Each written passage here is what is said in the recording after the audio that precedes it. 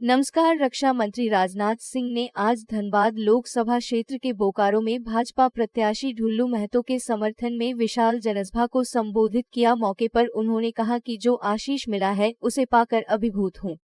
धनबाद की जनता में दिख रहा उमंग और उत्साह स्पष्ट करता है कि फिर से मोदी जी प्रधानमंत्री बनने जा रहे हैं। जनसभा में प्रदेश अध्यक्ष बाबूलाल लाल मरांडी, नेता प्रतिपक्ष अमर बावरी, बोकारो के विधायक बिरंची नारायण, भवनाथपुर के विधायक भानु प्रताप शाही, लोकसभा प्रभारी सुरेश साव एवं प्रत्याशी ढुल्लू महतो मुख्य तौर पर उपस्थित थे। बहनों भाइयों, ढुल्लू महतो को बोलते हुए मैंने पहली बार सुना और ढुल्लू महतो को सुनने के बाद मैं पूरे विश्वास के साथ कह सकता हूं, ढुल्लू महतो को चुनकर यदि आपने भारत की संसद में भेजा तो बहनों भाइयों, आपकी समस्याओं को संसद में प्रभावी आवाज देने का काम कोई कर सकता है तो आपके ढुल्लू महतो कर सकते हैं।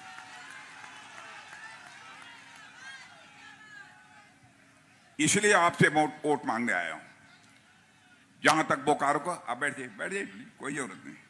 जहां तक बोकारो का प्रश्न है, केवल भारत में ही नहीं बल्कि सारी दुनिया में बोकारो स्टील के लिए जाना जाता है तो धनबाद या कोयले के लिए जाना जाता है। झारखंड में यह पूरी मान्यता सारे देश में ही नहीं है पर पूरे सारे विश्व में खनिज संपदा की दृष्टि से सबसे धनवान राज्य यदि कोई है तो उसका नाम है उसका नाम है झारखंड। लेकिन बहनों भाइयों, यहां से झारखंड मुक्ति मोर्चे की सरकार आने के बाद जिस तरीके से भ्रष्टाचार बढ़ा है, इस झारखंड का जिस हद तक विकास होना चाहिए वह आज तक नहीं हो पाया है।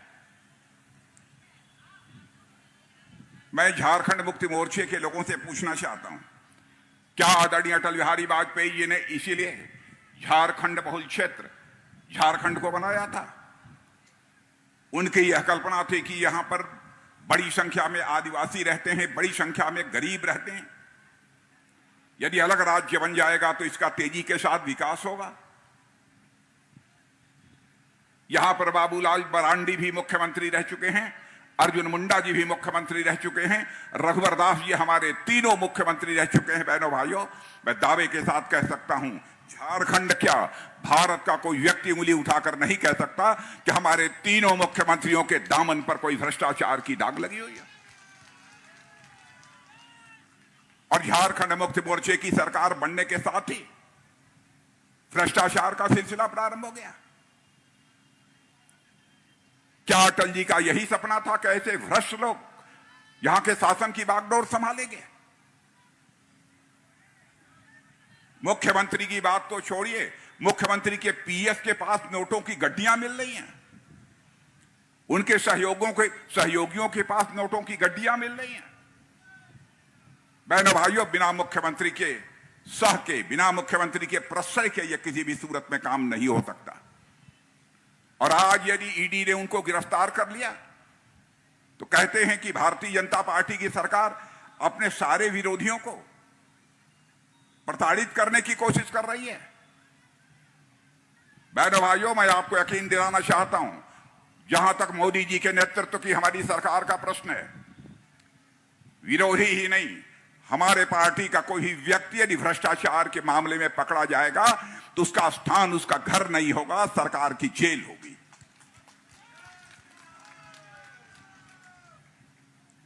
भ्रष्टाचार करने के बाद भी यह उल-जुलूल आरोप हमारी सरकार के ऊपर लगा रहे हैं। पहली बार अपने जीवन में, मैं भी एक उत्तर प्रदेश का मुख्यमंत्री रह चुका हूं, पहली बार मैंने सुना किसी राज्य का मुख्यमंत्री 24 घंटे के लिए गायब था। न झारखंड वालों को पता, न देश की जितनी भी हमारी एजेंसी हैं उनको पता। ढूंढा जा रहा था कि झारखंड का मुख्यमंत्री कहां है। आज वह जेल के शिक्षों के पीछे है और कहते हैं ईडी और सीबीआई का दुरुपयोग यह मोदी जी की सरकार कर रही है। बहनों भाइयों, मैं आपसे पूछना चाहता हूं, भ्रष्टाचार के खिलाफ कार्रवाई होनी चाहिए कि नहीं होनी चाहिए? मैं आपसे सवाल जानना चाहता हूं। कांग्रेस के शासनकाल में बराबर भ्रष्टाचारियों को सह दी जाती थी, प्रश्रय दिया जाता था। कहीं हमारे वोट पर उल्टा कोई असर न पड़ जाए, कहीं हम कांग्रेस पार्टी की राजनीति को ये लोग प्रभावित कर दें, इस कारण बराबर प्रश्रय उनको दिया जाता था। और आपको जानकर आश्चर्य होगा, ईडी, सीबीआई इतनी बड़ी संस्थाएं बनी हुई थी, कांग्रेस के शासनकाल में इन लोगों ने केवल 32 लाख रुपया केवल जब्त किया था। क्या 2014 के पहले केवल 32 लाख रुपए का ही भ्रष्टाचार हुआ था? भ्रष्टाचारियों के खिलाफ यह कार्रवाई करने की हिम्मत नहीं करते थे। या क्यों नहीं हिम्मत करते थे, इसकी भी मैं आपको जानकारी दूंगा। और आज आप कान को खोल कर सुन लीजिए मेरे बहनों भाइयों, जब से प्रधानमंत्री मोदी जी बने हैं, ईडी और सीबीआई ने जो कार्रवाई की है, उससे जानकर आपको खुशी होगी। 1 लाख करोड़ से अधिक की संपत्ति जब्त करने का काम किसी ने किया है तो हमारी ईडी सीबीआई ने किया।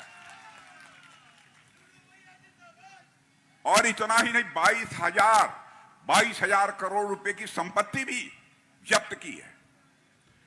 मैं कहता हूं कि 10 वर्षों के अंदर भ्रष्टाचार के खिलाफ इतनी प्रभावी कार्रवाई हो सकती है। 50-52 वर्षों तक कांग्रेस ने हुकूमत की, क्यों नहीं उन लोगों के शासनकाल में कार्रवाई हुई? अनाप शनाप जो मन आता है वह आरोप लगाते हैं।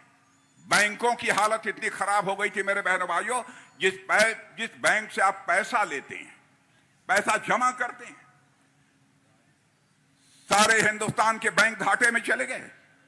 और आजाद भारत के इतिहास में पहली बार मैं आपको बताना चाहता हूं, भारत के जितने भी हमारे बैंक हैं 3 लाख करोड़ रुपए के मुनाफे में आ गए हैं मेरे बहनों भाइयों। सरकार ऐसे चलाई जाती है।